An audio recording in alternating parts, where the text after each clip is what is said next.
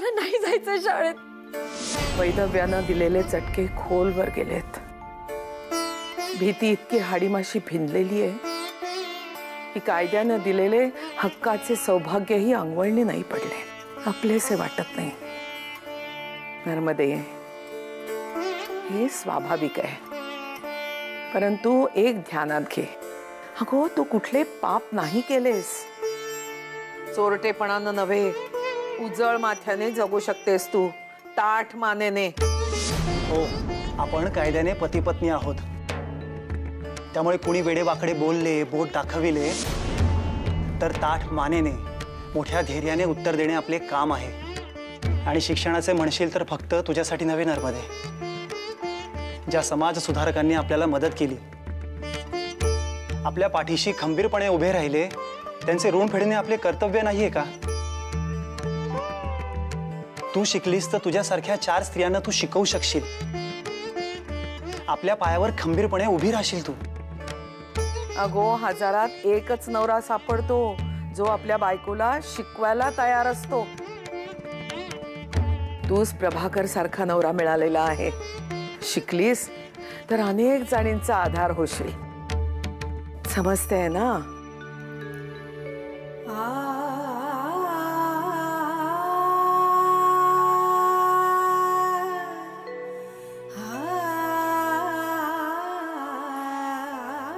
हो आई, मी तयार आहे।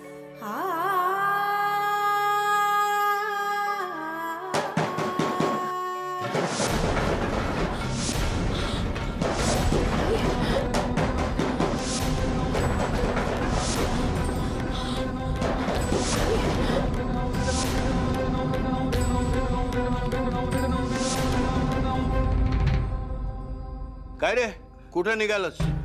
ते बापू, झोप येत नव्हती म्हणून। लागेल लागेल, उद्या नर्मदा आणि प्रभाकर दोघांच्या नावानं आंघोळ करू। आज रात्री त्यांची इतिश्री होईल, मग उद्या तुलाही सुखाची झोप लागेल आणि मलाही। पण बापू, इतके टोक गाठायलाच हवे होते का? अहो, आपण त्यांच्याशी संबंध तोडले आहेत ना, मग दृष्टी आड सृष्टी, ते आणि त्यांचे कर्म। आणि आपल्या कर्माचे काय? असली थेर उघड्या डोळ्यांनी जर बघत बसलो असतो तर वर जाऊन पितरांना काय तोंड दाखवले असते? माझे कर्तव्यच आहे त्यांचा गळा घोटणे, आणि तुझ्या नवमतवादी आईमुळेच हा दिवस ओढावलाय। तुझे लग्न झाले तेव्हा तुझ्याही मागे लागली होती ना की वर्षभर पुण्यास राहा आणि राधेश शिकव म्हणून। त्यावेळी तू माझे ऐकलेस आणि राधाला अशिक्षित ठेवलेस, म्हणून ती तुझ्या शब्दाबाहेर नाहीये आणि सुखाचा संसार सुरू आहे तुमचा। ती जर शिकली असती तर तुला शहाणपणा शिकवत बसली असती। स्त्रीला कायम अशिक्षित ठेवावे तरच ती आपल्या धाकात राहते, नाहीतर संसाराचा बट्ट्याबोळ झालाच म्हणून समज। असो, आज रात्री एका पापास तिलांजली देण्याचे पुण्यकर्म घडेल आपल्या हातून। नर्मदा आणि प्रभाकर यांच्या मानेवरून आज सुरी फिरणार। खरं तर तो क्षण मला याची देही याची डोळा पाहता आला असता तर किती मौज झाली असती।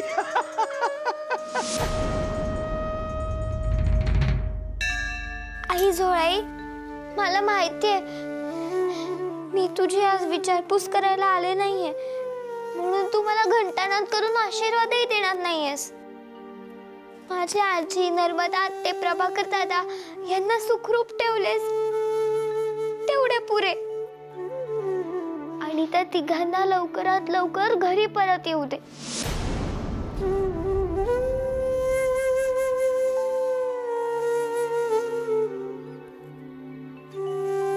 चल मामा, निघूया। निघूया।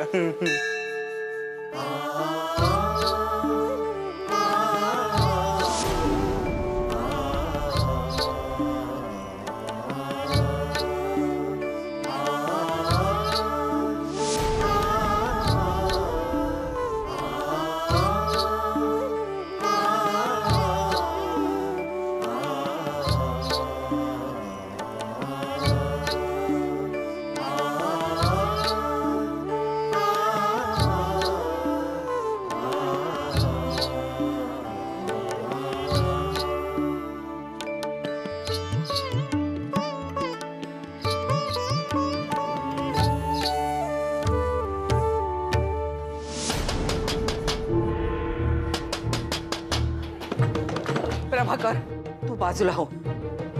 तू नर्मदेला सांभाळ. तुम्ही दोघांनी जगणं गरजेचं आहे. जे होईल ते माझं होऊ दे. तू चल. पण आई, जे सांगते ते करा. तुमचा जीव आज मी तिला महत्वाचा आहे. माझे सरले आता. चला. म्हणून मी आले धावत. पण घाबरू नका, झोळाई देवी आपल्या सोबत आहे. चल बाजूला हो. पण आई ऐका माझे. प्रभाकर बाजूला हो. चल.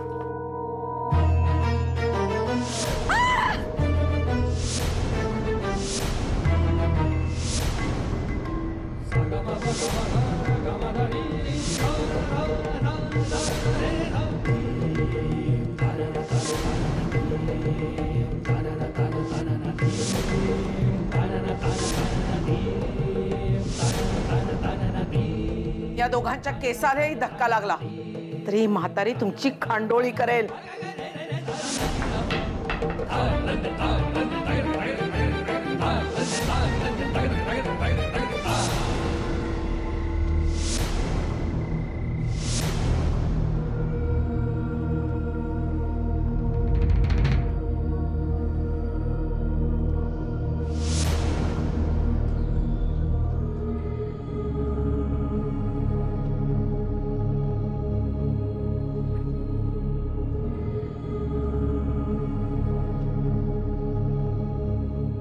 मल्लू,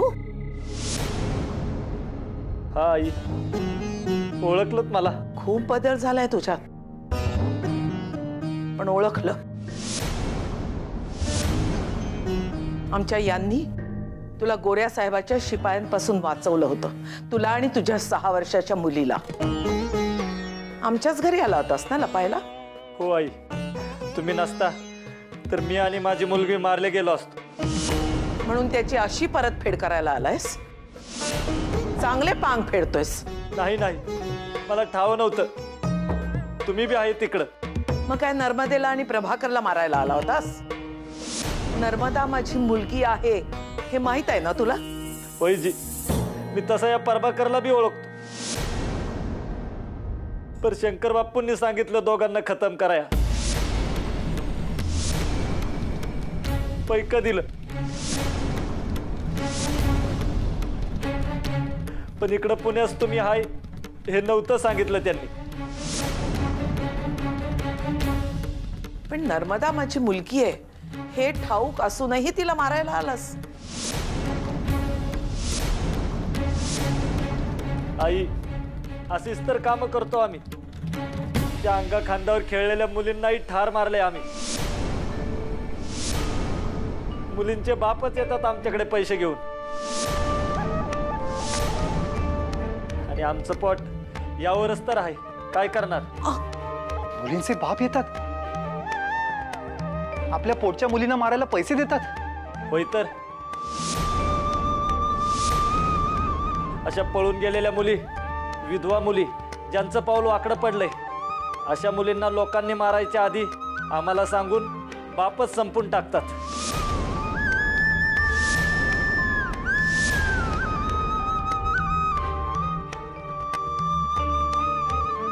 मग आता काय करणार आहेस? या दोघांचा जीव घ्यायचा असेल तर तुला आधी माझा जीव घ्यायला लागेल. आणि मी तो सहजासहजी घेऊन देणार नाही. नाही नाही, शंकर बाप्पूंना मी पैसे परत देईल, पण हे पाप मी करणार नाही.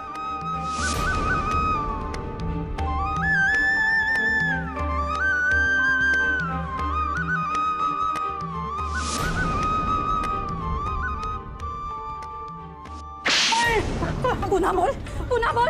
नाही चांगले थोबड पडले तर नाव नाही सांगायची मी. ताई ताई शांत होल. अगं लहान नाही तो मारायला. तो वागतोय का तसा? सदाच्या बोलण्यास काहीतरी अर्थ होता. याने तर मेल्याने सारे ताळतंत्र सोडून दिले. लाज नाही वाटत स्वतःच्या आई समोर असे बोलायला? जरा मोकळी काय दिली तर सगळी मर्यादाच सोडून टाकली मेल्याने. ताई ताई ताई शांत व्हा. मला सांगा आधी काय झाले? काय सांगू तुम्हास? सांगताना सुद्धा अगदी लाज वाटते हो. सारे धर्मशास्त्र मान मर्यादा सारी रीतभात गुंडाळून ते गाठोडे फेकून द्यायचं ठरवलं या पोराने. म्हणजे? आमच्या गावातले पटवर्धन ठाऊक आहेत ना तुम्हास? हो, बुवा ना, त्यांचे काय? त्यांची मुलगी सुशिला. हो, लग्न झालंय ना तिचे? अगो हो, लग्न केव्हाच झालंय तिचे. तिच्या नवऱ्याने सोडली आहे तीस आणि दुसरे लग्न केले. अगो बाई. आणि हा दिवटा मला म्हणे असे त्या सुशिलेशी लग्न लावा. शिव शिव शिव शिव शिव शिव, घोर कलियुग हो हे. छे छे छे छे छे, कमरेचे सोडून डोक्याला गुंडाळले हो मुलाने. अरे सान्यांचे नाव काळे करण्याचा विडा उचललायस का रे निलाजऱ्या? अरे तुझे आजोबा त्र्यंबक पंत तुला जिवंत ठेवायचे नाहीत. अरे बाबू, अशा गोष्टी मुलांनी वडीलधाऱ्यांशी करायच्या नसतात. वडीलधारे जे सांगतील तेच आपण ऐकायचे असते, त्यांच्या शब्दाबाहेर जायचे नाही. आणि हो, तू शहाणा असशील तर घरी याबद्दल ब्रही काढू नकोस. घरी बोलूनच दाखव, मग बघ काय होते ते. तुम्ही कायम तर सदाभाऊलाच पाठीशी घाला. मला माहिती आहे माझे काहीच चुकले नाहीये. बाबू कुठे चाललायस तू? ताईत.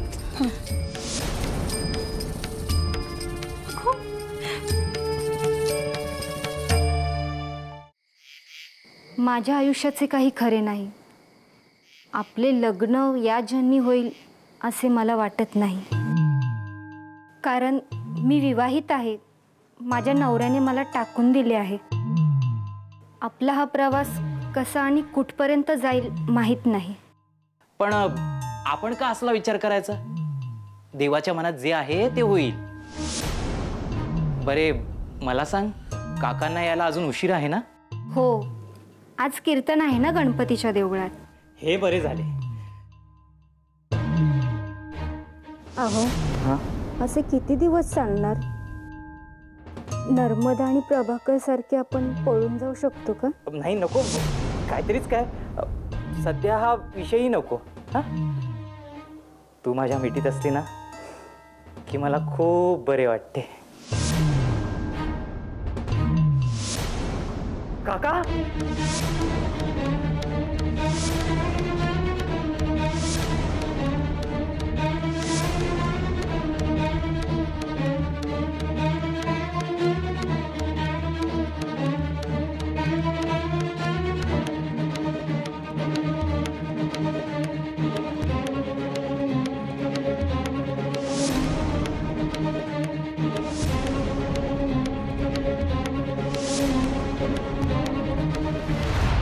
आई झोळाईच्या कृपेने संकट टळले, पण तात्पुरतेच. बापू एवढे कठोर झाले. त्यावेळी त्यांना आलेला राग मी समजू शकतो, पण आम्ही गाव सोडल्यावरही डूक धरून मारेकरी पाठवावेत. तेच तर दुर्दैव आहे प्रभाकर. त्या मल्लूने काय सांगितले ऐकलेस ना? पोटच्या पोरींना मारतात. तिथे बापू तर काय, नर्मदेचा काका. यांची डोकी धर्माच्या चुकीच्या कल्पनांनी भरलेली आहेत. खरी नैतिकता यांना ठाऊकच नाही. कुणी दाखवली तर कळणार नाही, आणि कळली तरी सामोरे जायची हिंमत नाही. आपल्या धर्माचा विपर्यास करून खोटे ढोल वाजवणारे हे लोकच धर्म रसातळाला नेतात.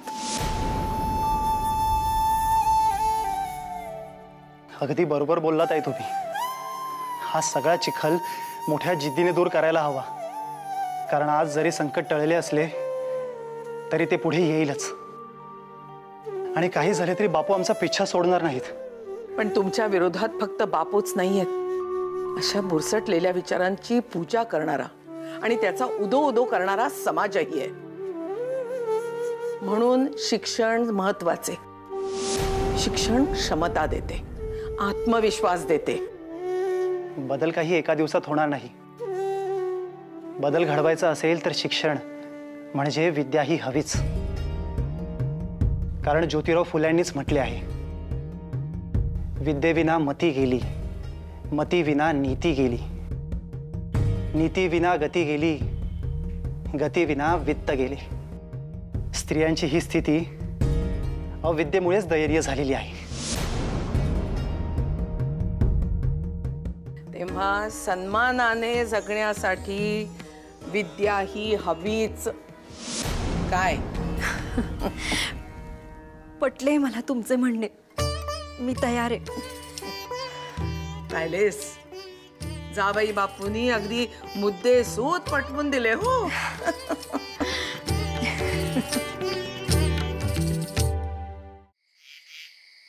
मामा किती बरे वाटते. झोळाई देवीने आशीर्वाद दिलाय म्हणजे नर्मदा आत्या आणि प्रभाकर दादा सुखरूप असतील.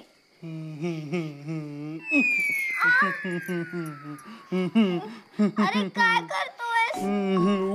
ऊ काढली. तुझ्या डोक्यातली ऊ काढली.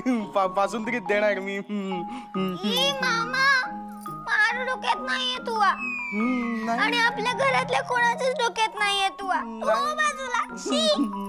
नको नको शी शी ऊ. काय गो काय झाले? जनार्दन मामा म्हणतोय माझ्या डोक्यात ऊ आहेत. काय रे जनार्दना, कसले दडभादरी विचार येतात तुझ्या मनात? बाहेर माकड माकड माकड ऊ. तू जा बरे इथून आणि पुन्हा असले काही बोलायचं नाहीये घरात. नाही नाही बोलणार मी. पण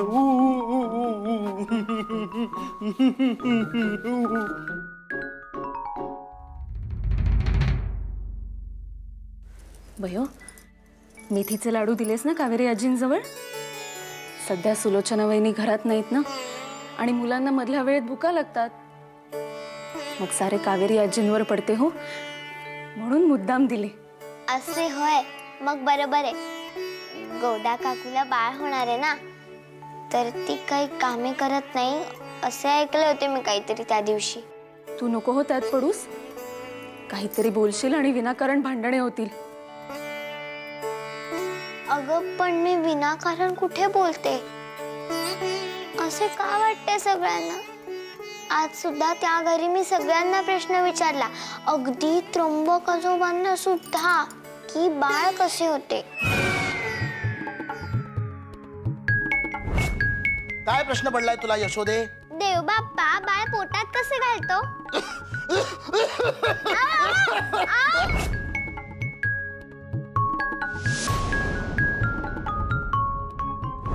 विचार विचार, आजोबांकडे ना सगळ्या प्रश्नांची उत्तर आहेत. विचार. खरे? मग आजोबा मला एक सांगा, बाळ कसे होते?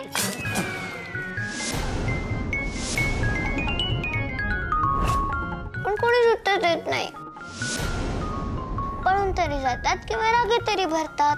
अगो बाई, बोललीसच का तू हे? मागे इथे विचारत होतीस तर कोणी दाद देत नव्हते तुला, म्हणून तिकडे जाऊन विचारलेस. झाले आता कल्याण. काय बोलावे तुला बयो? त्र्यंबक आजोबांना जाऊन विचारलेस म्हणजे आता तेही माझा उद्धार करणार, हेही आणि बापूही. अगं पण उत्तर का देत नाही कोणी? आम्ही लहान होत, मग एखादी गोष्ट कळली नाही तर मोठ्यांनाच विचारणार. तुम्ही उत्तरे का देत नाही? बयो, तू अजून खूप लहान आहेस. प्रत्येक गोष्टीची एक योग्य वेळ असते. तुला सगळ्या प्रश्नांची उत्तरे मिळतील, पण घाई नाही हं करायची. आम्हालाही सगळ्या गोष्टी योग्य वेळीच समजल्या ना. मला सांग, आंबा पूर्ण पिकल्यावरच आपण खातो ना, तोपर्यंत धीर धरतो ना आपण. तसंच काही बाबतीतही धीर धरावा हो. मोठी झालीस की कळेल असे म्हटले ना की ऐकावे. अगो तू सुद्धा सांगतेस की सखूला काही काही बाबतीत. काय हो गाई? तुझ्या या प्रश्न विचारण्याच्या स्वभावाला लोक अगोचरपणा म्हणतात. मला नाही बाई वाटत तसे. पण ज्या प्रश्नांची उत्तरे लहान मुलांना सांगायची नसतात ती नाहीच सांगायची. कळतील गो मोठेपणी. काय समजले ना? हो कळले आणि पटले सुद्धा. आई, मी पुन्हा नाही हा विचारणार असे प्रश्न. शाणी ग माझी भयोती.